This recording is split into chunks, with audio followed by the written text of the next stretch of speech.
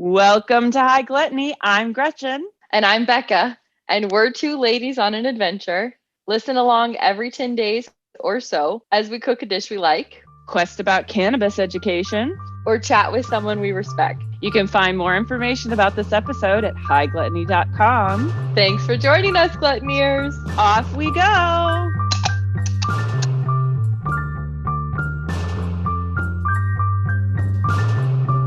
Let's get to it. How are you feeling today, Gretchen? Oh, I was actually doing pretty well. Pretty excited about our alcohol infusion episode that we're about to do. Although we did have some kitty cat excitement here today, and that I had to do some extra cleaning because somebody exploded all over the place here. Basically what happened. Oh my gosh. So yeah, I'm not going to get any more into that. We don't want to hear about that. Really, it's gross. Unexpected animal issues. But other than that, I'm doing pretty good. It's a beautiful day. Just avoiding bottle rock by staying at home as much as possible this weekend. Yeah, bottle rock on, I guess. Go for it. How are you today, Becca? I'm good. I've been mad this week. I've been tired this week. I am just overwhelmed by all the things going on, as I know a lot of people are. So just trying to figure out how to balance all that and just pretend everything's fine and just keep going to work every day. Okay, keep going. So I'm super excited to make this and check out a little bit. I'm actually looking forward to peeling the lemons and just chatting with you. So it's going to be fun. It's an easy day since we are making our main product today is limoncello. Since I am almost a limoncello pro at this point, over the course of the last year, I've made it it's been requested by my employers as something I can do for them. And I have been infusing things in alcohol for a while. I think it sort of started with damson gin, which is a small type of plum that you infuse into gin and is something you find commonly in the UK. Now I've expanded it to pretty much anything I want. I've definitely done basil vodka infusions before, pear brandy infusions. In the last couple of years, it's been more cannabis and alcohol infusions. But I feel like I'm getting ahead of myself because we need to get ourselves into that relaxed mind space. So what are you smoking today, Becca? Well, I'm using some pens again. I've discovered I opened a new one, so I kept the package, or at least the front. Yay! Yay! And it's a hybrid called Blue Dream. And it's nice. Yeah. Blue Dream. It's a little dreamy. Yeah. So I'm enjoying that. What about you? I am having the last of my rum cake joint from yesterday evening. I was smoking while editing pumpkin upside down cake. So I have a little nub left that seems appropriate for what we're doing here today. Just the right amount of weed to make me relaxed, but hopefully still functional. Yeah. Knock on. We never know with the joint. So yeah, here we go. Knock on wood. Yeah. And we are having Porto Tonicos, which you surprised me by suggesting. Wasn't aware you had white port on hand. We've been buying it more and more, and I actually had a bottle that I needed to use up, and so I felt like that's delicious. And even though it's not infused, it feels perfect. And I think working with the lemons is going to be fun while we drink it. Yes, it will. It will be really nice. How is your vape? Good. Sometimes the pens are a little hard on me, though. I feel like it's just a bit more intense than smoking flower. I think just because it is concentrated, like it's a bit more intense. Don't usually need as much. Yeah. I have to be careful not to take like too deep of a hit. I'm like, it's so easy. Take it slow. Yeah, I'm like, you gotta take it slow, Rebecca. My God. Small hits. And I was like, small hits. I know. I'm like, I will die if I don't inhale all the smoke right now. I know. Quick. Get it in my bloodstream. My endocannabinoid system. Excuse me. Well, all right. Speaking of things taking their time, weren't we talking? We were talking about that, right? I don't know. So you've been making limoncello for a long time. About a year. A year. Okay. You've made a lot of limoncello, and I'm wondering if you know what the history is of this drink, because I've had it often in North Beach or in Italy occasionally when I was there for a little bit. And I'm just curious, like it feels like a really traditional thing, but what do you know about its history? So I didn't really know anything about it. I learned about it in culinary school because I mean we learned about all that sort of stuff. So like A lot. Yeah. you get a really good primer on really all these little things. But as far as like a real history, there doesn't seem to be one. It seems to be so general and so found throughout Italy that it's really hard to say where it originated, who made it first. One article I read said that monks were the first ones to make it. And in the same article, they also noted that there are actually 3 other main stories about where limoncello came from, all relating to specific families. One that was in, I know one was like, oh no, now I've completely forgotten because I was going to say Sardinia, but I don't, that's not right. Capri claims that it was made there for the first time. The Amalfi Coast also lays claim to coming up with the idea of limoncello, and Naples, I believe, was the other one. And then there are like specific families in each of those places that are like, no, we are the first family that came up with it. I've seen histories going back centuries and also history that only goes back to 1900. So it's, I don't know, like it's probably just one of those things that like more than somebody, you see some lemons, you figure, and you see some alcohol and you put them together. Like, I think it's just not that hard to come up with. So like you said, it is not that hard. We would say probably it's a world level one. Yes, for sure. Yes, for sure. for It's world sure. level one and just requires a little bit of patience. We're trying to decide if this is a pantry power up or a full repisode. We thought it's probably a pantry power up because it literally sits in your pantry for a while. Can you talk us through though, Gretchen? We've kind of hinted a little bit about like what is going on with this. We're basically going to be using lemons, vodka, sugar, and water, right? Correct. And then what are our steps going to be? First thing, which we've already done this, wash your lemons.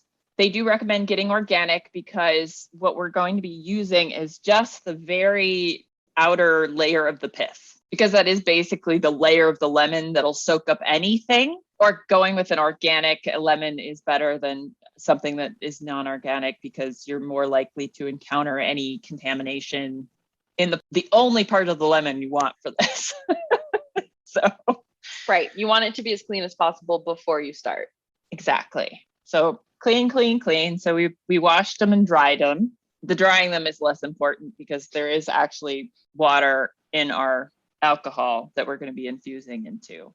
I'm not really sure why the drying is so important. I guess maybe it just gives you a chance to like ripe off the anything on the outside, maybe. I was thinking it's easier to peel it if it's dry. That's probably more likely. Yes. multiple benefits then. Multiple benefits. It does have multiple benefits. We discover things along the way here. This is what we do. It's just a walk into things. We're getting that top layer of zest off of our lemons, put it into a jar. I do recommend a jar. You can use a bottle, but you're probably going to just need to plan on throwing the bottle away if you use a bottle, because you will in all likelihood not be able to get your peels back out of it. I'm looking at my bottle. Ooh, I think you're right. Uh-oh. That might not be too bad. My peels are coming out like this. I tested it. Okay. So they're kind of flaky. Small and flaky. Yeah. Maybe it won't be too much of an issue. Well, I guess we'll find out. Because you could also go about this a totally different way. Should I just confuse everyone right off the bat? Just start with confusing things? Sure. And you could do like a speedy limoncello where you zest your lemons, shake them together with your vodka for maybe, and let it sit for a day. Whereas the recipe we're using recommends at least 4 days to however long you want. And peeling, not zesting, right? And peeling, not zesting. But yeah, if you want it faster, you can zest, like fully zest it, like grate your zest up, and that would get it through faster and also make it easier to come out of the bottle. But you probably wouldn't let it sit as long. Just in case you have a limit to how much lemon flavor you like, where that's pretty much, you want to get the good flavors. You just don't want any gross flavors coming out. So the longer it sits, the more likely it is that you might get something kind of funky there. Let me get this right so far. We've got a bunch of lemons, 10. I don't know if we said that, 10 lemons and 750 milliliters of vodka. And then we will peel these lemons. You have a soft peeler? I do have a soft peeler. So this is a peeler that has it's a serrated edge. So it's good for things like tomatoes or peaches. Pretty much I bought it because I'm a fan of peaches, but I hate the outside. So. And I don't have a soft peeler. I have a hard peeler. So we'll get through this together with our separate peels. We could also take, if your peeler is going too hard, we can take a page out from Giada De Laurentiis and her recipe, who takes the extra step to go through and remove any white parts off of the zest. So that is an option. If you're finding that your peeler is leaving a lot of zest on, you can remove it. It might be a bit more of a specialty move just because of getting the technique might be a little bit challenging for some people. But if you've ever filleted a fish, like taking the skin off, same principle. Okay. We will peel all of our lemons. And then what are we going to do? You're going to put them in the jar with our vodka. And that's it. And they sit for, like you said, up to 4 months. Well, I have had mine for like 4 or so months. I really have no idea. Like, I don't remember when I started them. The fact that I'm starting to put dates on things is a really good idea. I gotta say, labeling shit is a really good idea, people. This is a hot tip. Hot tip for all you people out there. Late breaking news. Well, at least 4 days. And then up to how long would you say is the longest time you should let it sit together? The recipes recommend a month. And since most of them do, I'd say that's a pretty well proven fact that either it's like after a month, have essentially removed all of those aromatic compounds out of the zest. And so there's just no point in keeping the zest in there because it's not doing anything. But then you can also look at it from the other direction of it's not hurting anything either. Depends on your level of laziness. Whenever you remember to go back to get it. It's fine. Yeah. If it's moldy for somehow, like, I don't know how that would happen, then I might say maybe get them out of there. But you're soaking them in alcohol. Like, it should be good for a long ass while. So perfect. So we let it sit for to be determined amount of time. And then what do we do after that? You add a simple syrup, 50-50 water and sugar to your taste. Do you do anything before you add the syrup? Yeah. Strain the peels out. Guess I spent so long talking about how long to leave the peels in. I didn't tell you what to do with them. Get them out of there. Strain the peels out. Strain the peels out. I use cheesecloth, so I end up with a pretty clear liquor, beautiful yellow liquor. I tend to go a little bit lower amounts of sugar, since the more sugar you add, the easier it is to drink. And like, I don't know, I think this may be proven, but not 100% sure, that when you have something that has a lot of sugar in it, it carries the blood into carries the alcohol into your bloodstream a lot faster. I don't know if that's 100% true.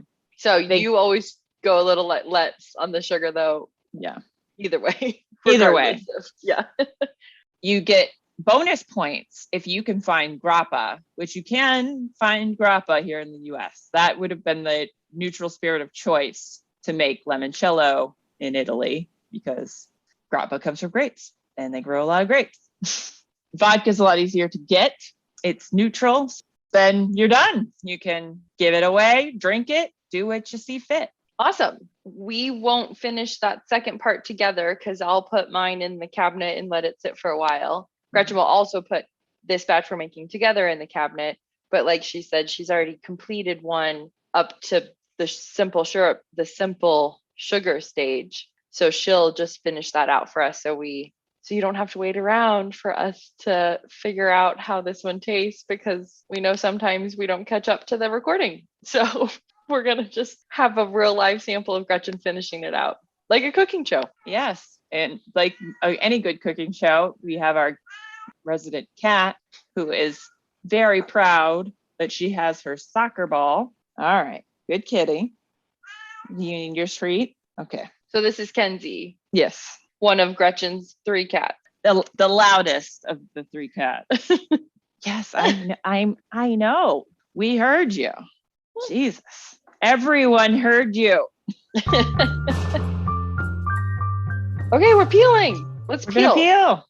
My lemons are not very pretty. I mean, they don't need to be, but it is nice when they are.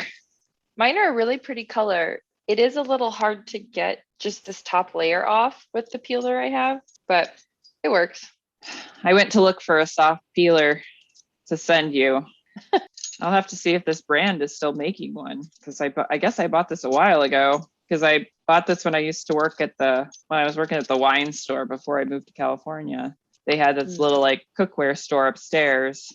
There they sold stuff, and this was one of the things that they sold. And I was like, this is amazing. I had never heard of a soft peeler before. Aside from the fact that I keep asking you about it and then not sending you any. So What happens if you get a little peel? a little bit of the white, Yeah, I mean, yeah, the pith. it's fine. Okay. It's really just up to you as far as how much bitterness you can stand, because that white part is the bitter part of the whole thing. whole thing. It's like when we made the tomb and took the little center part out of the garlic to make it less bitter, which I think is essential. I don't know if I've told you I made another batch where I didn't do that, and it was not as good. So Really? Okay, good to know. it's an important step. Okay, so it's kind of like that. You just you can leave it in. It's just not going to taste Right. as good as it could. Correct. Okay. But I'm making a slightly smaller batch of limoncello than you, just because I wanted to also make my figgy pudding vodka and my pear cinnamon vodka and my cannabis vodka. So I'm distributing my vodka to a few different experiments today. And since I also have a whole other bottle of limoncello here, I figure I don't really need to make a whole batch of limoncello. You're swimming in it. A little bit, yeah. Especially since I discovered that there are still 2 bottles of it at work. So God. we are limoncelloed. But so you're playing with some fun flavors today. I came across an article yesterday that gave me a couple of suggestions on they did apple cinnamon, but they also did apple pear cinnamon. I was like, I don't necessarily need the apple in there. Let's just try it with pear. And New plan. Sarah had brought some figs back from her boyfriend's place. And I don't love figs. It's the seeds. I have a problem with the little the texture of the seeds. I like them. I like it when there's no seeds in there. But I'm also so topped up on cooking projects. I was like, what would I even do with them? I'd have to cook that with them, and I don't have time for that. And so I just was like, okay, I'll do a flavored vodka with them. And I believe that was also on the list yesterday. So and then I decided to add some ginger, clove, cinnamon, allspice to it and make a kind of a figgy pudding flavored vodka. See how that works out. Yum. While we're doing this, can you talk to me about infusions and how this is going to work, and maybe a little bit about like a cannabis infusion too? The infusing things with vodka, it works in a couple different ways. Some of it is just actually adding like parts of the fruit into the vodka. But most of these, what you're doing is just removing the aromatic parts of the fruit. And that's really the only parts you're looking for, is the aromatic parts of the fruit. And those esters are more alcohol soluble than water soluble and that sort of thing. I'm sorry, the esters? Well, that's the aromatic parts of the chemicals. The aromatic, I believe, are called esters. Okay. An ester is a chemical compound derived from an acid, organic or inorganic, but at least one hydroxyl group is replaced by oh boy. Anyway, what are esters used for? flavorings and perfumes. Okay, great. Okay, good. It's just like, Wait, I'm sorry. So the esters are the part of the fruit and stuff that make them smell good. got it. And a lot of that's in the outer peel. The parts of the fruit that smell good and make them taste good are soluble in alcohol. Oh, okay. I see. It's like all over. Got it. What do you want to start with when you're making an infusion? Whether it's just alcohol and a fruit, or if it's alcohol and cannabis, like what will you always need for an infusion? Alcohol and something to soak in it and Okay. something to put it in. Pretty much you can soak anything in alcohol and flavor. As I said, I've done basil. I've done every kind of citrus fruit that I've ever touched. I made like a peach cello where I just used the skins from jam processing and put them into vodka last year. I'm doing the same thing again this year, except I'm just using whole peaches because I had so many that I didn't know what to do with them. So I was just like, I'm just going to put them in vodka and deal with it later. So an abundance of fruit or anything is always a good thing to have for making such flavored things. I mean, on the list yesterday, I think I did the list of flavored vodka, like different flavored vodkas you could make. Oh, right. Thank you. They had garlic, they had ginger, there's one that it's like, oh, I really like that idea. I mean, probably was like onion. I've heard of horseradish infused vodka before. Yum. Anything. You can pretty much like soak anything in vodka and make the vodka smell like that thing or the alcohol smell like that thing. I sort of want to do a shortcut on those salty gin and tonics and like throw the actual preserved lemons into some gin. That way you could get a double infusion. I was thinking about that last night because I was kind of looking into if I should make a different sort of infusion other than vodka today, but I decided against it. And you can use like any alcohol? Yeah. So there's a recipe for something that I'm dying to try, but they use mezcal in there. You do want to make sure that the flavors kind of meld together though. So, I mean, right. Rum might be a little interesting. Rum would be a bit harder to deal with just because it's the way it's spiced and things like that. But if it's a neutral rum, then all bets are off. Okay, cool. Okay, I'm gonna add my alcohol to your jar. Are you done peeling? Oh, I am. I only had six lemons, so I did some decarboxylate some cannabis earlier today. This jar says this pineapple haze. I'm gonna believe it. I have no reason to doubt it. It has no other markings on it, so I'm guessing that's right. This is a pineapple haze infusion. And put it in a jar. Now I am adding my vodka to that jar. Oh, perfect. I did a great job of splitting this bottle evenly 4 ways. Clipping my top on. Of course, I went and bought more glass top jars today.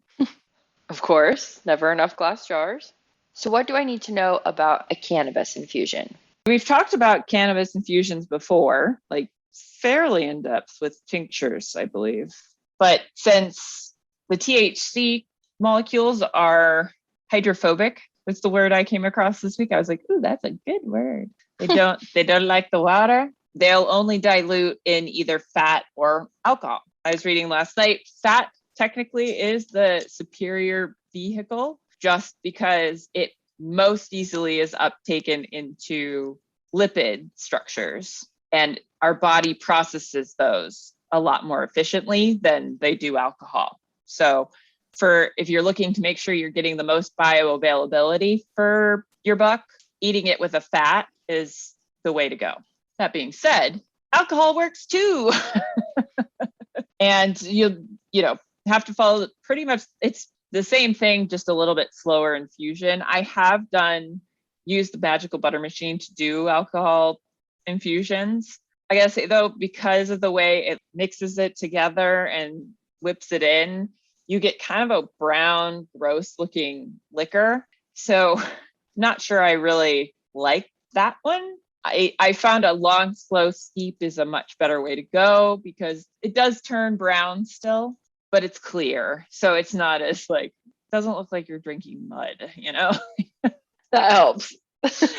looks like bourbon or rum. So much more appealing. Yeah, much easier to swallow. Oh, I do like to let after I'm done infusing it, I like to let it sit in jar and let some of that particulate matter settle out. And then you can just decant it off of that if you want, depending on how picky you are about how pretty your liquor needs to be. But so you can get a pretty clear product just by taking a little more time to let the product sit, but it's not essential. So I'm sorry, you said you have to decarb the cannabis first and then you can infuse it, or can you talk me through that overview again of how it's different from a fruit when you're doing an infusion? You can infuse cannabis without decarboxylating it. And I'll tell you about something cool I came across in that I want to talk about, because I'm definitely going to do it because it sounds fucking cool. So you can add dried cannabis to alcohol and infuse it that way, but you won't get any of the psychoactive components. It'll be the THCA that will be in there, not it wouldn't be converted to the psychoactive formula. So you can use fresh flower, and then if you decarboxylate it, which, reminder, is heating it up basically. If you do that, then when you infuse it, you will get your endocannabinoid system will respond the way it would if you were smoking it, or yes. Okay, got it. Otherwise, it'll respond to what's in the cannabis. It'll just be in the non-psychoactive form. Sure, that makes sense. And then does it follow the same process of waiting for a couple days to a couple months? I don't fully know the answer to that. So I think it can extract the THC fairly quickly within about a day. I just like to err on the side of caution and I guess leave it longer. But I think most infusions that I've seen, says maybe up to a month. It really depends on the person, it seems like. I don't have 100% right answer for that, unfortunately. Okay. And then do you strain this and add simple syrup too? Or what happens after you've let it sit for however long you want? So you could do a couple different things. You can add an additional like half of the original alcohol that you're using so that you can get more of that alcohol flavor at a slightly lower THC dose. So there are different things you can do here. For the most part, if I'm just making I want to add cannabis to my gin, I'm not adding any sort of additive to it. It's just cannabis infused gin. Goes straight into the tonic. Yes. Got it. Okay. So I'm going to add my lemons, my peels, and then you pour the vodka in on top of it. Give it a little shake. This might take me a minute. Do you want to do your simple syrup while I'm doing this? Oh, sure. Okay. So I got a cup of water, cup of granulated caramel. Heating that on low on my stove. Not low, medium low. Pretty much. You want to bring it. I was going to say, because you want to bring it to a boil, right? Correct. That is exactly what I was also going to say. Come here, funnel. You will be very important. Just a part of this, adding the sugar water to the alcohol. How's it coming with the peels over there? Slow and steady. I see why you recommended a jar. Yeah, sorry. How's your sugar water coming along? Your caramel sugar water? It very cool. I didn't mix it together. You just left the sugar in the middle? So yeah, the whole bottom was just sugar. You can just see it's melting at the bottom. Fun. I finally finished adding my peels. I'm going to pour in my vodka. Yay! My water is boiled. Oh, so I'm adding my sugar water a little bit at a time. This bottle has milliliter marks on the side. Not sure how accurate they are. I've not tested it. So I had 700 milliliters of limoncello in here. And then I added 100 milliliters of sugar water. Okay. Now I'm going to taste it. Ooh, really strong. All right. More sugar. Can't even smell the sugar in there yet. So shaky. Of course, knowing my luck, one of these times the lid will just throw off and I'll just be covered in limoncello. Still strong? Strong, but I don't think I want to dilute it too much more. Yeah, I think I'm going to leave it there. Okay. Then I can put this in my freezer as it's supposed to be cold. Frozen is fine, or freezer's fine. Fridge is fine too. Fridge is fine too. Okay. Yeah, it's usually drank cold. So that is alcohol infusions. But do you want to sip on your limoncello while I tell you some quick Googles about lemons? Sure. Tell me about lemons. Everyone knows citrus is pretty good for you for a lot of reasons. These little guys, though, are powerhouses. And I learned a lot through quick, fast research. So, top of the list, they can support heart health because they provide a lot of vitamin C. And vitamin C helps reduce your risk of heart disease and stroke.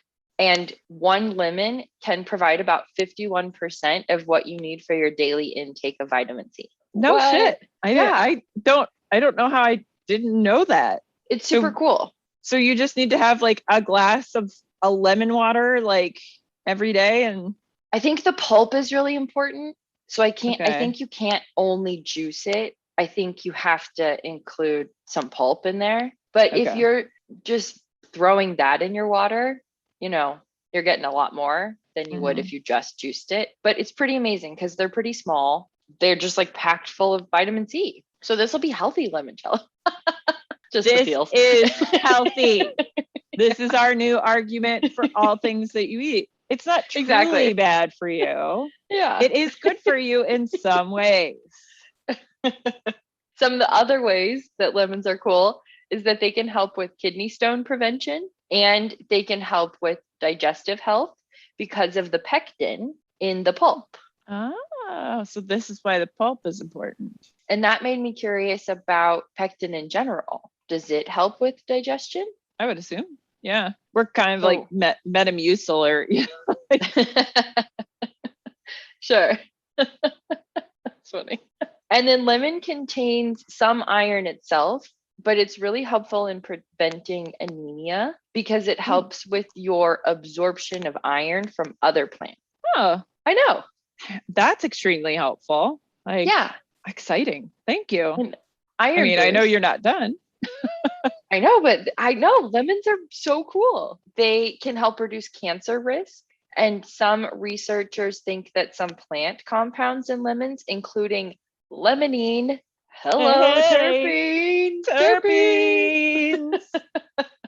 including terpenes like limonene, and something called naringeline. Have you heard of that before? Must be a citrus thing. So those two things are supposed to help have anti-cancer effects. But that needs a little more research, as I am sure with anything with terpenes, we don't know a lot still. Yeah. And then this was interesting. I had to have this one broken down for me a little bit by James. So lemons are the only food in the world that have a negative ion charge. So all other foods have a positive charge. And this makes it really helpful with digestion because it parallels the effect of your body's digestive fluids. Okay. And it helps support your liver and your gallbladder because of that. All right. Good. I know. And then this last one, I wanted to ask you if you had heard this before, that you're supposed to use non-reactive cookware only. Yeah. Okay. Because otherwise it can like discolor your pan or your food. So can you tell me more about that? It has to do with the acid reacting with things like iron, copper, aluminum. It will attack those, like it attacks the chemical structure. And as a result, then will break it down. You have to be careful about what you put acidic foods in general. I don't know that lemon's necessarily any worse than any other acidic food. But for the most part, if it's uncoated, you don't want to be using anything high acidity or just straight vinegar or acid in them because it will fuck your shit up and they'll taste like crap. I didn't know that. So that's anything that's iron, copper, or aluminum. Yes, uncoated. Which they do coat. There is a lot of coated cookware out there. But those coatings, again, can wear away over time. So you just have to be careful and make sure that you're paying attention to what's happening. Got it. Well, yeah, that's what I learned about lemons. I'm excited to keep using them and have a new appreciation for these little guys. To say preserved lemons would have been a good time to talk about lemons, but oh well. Right. We've referenced a couple of other episodes today. So the preserved lemons, where we made the salty dog Gretchen was talking about, and terpenes. We did 2 terpenes, CannaQuest. Toasted sugar. Toasted sugar. Caramel. All the things are coming together. Everything comes together. Yeah, pumpkin and pectin. Or and cranberries. pectin, yeah. Yeah. Oh my gosh. Oh my gosh. We mentioned like almost every other episode. That's great. We got to keep that shit up.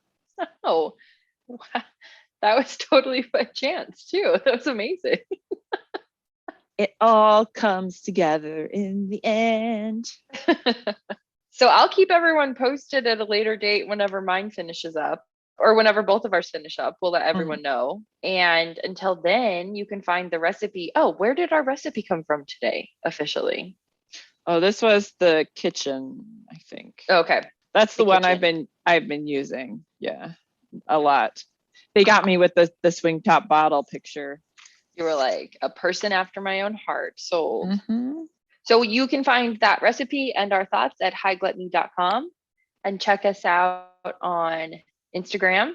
And thanks for joining us, Gluttoneers. Thank you for joining us. Do you have your coconuts? I don't. I've got one. I don't know where the other one is right now. I need to put them together. What do you do with one coconut? Like, oh, I guess that does work. Knock on it. Yeah. Knock on it. Yeah. Oh wait, there's the other half. Aha! I guess all I had to do is talk about it, and I summoned it from the. And it appeared. All right, we both have 2 coconuts. This is a big deal. It took us about a year. Over a year. Off we go. Okay.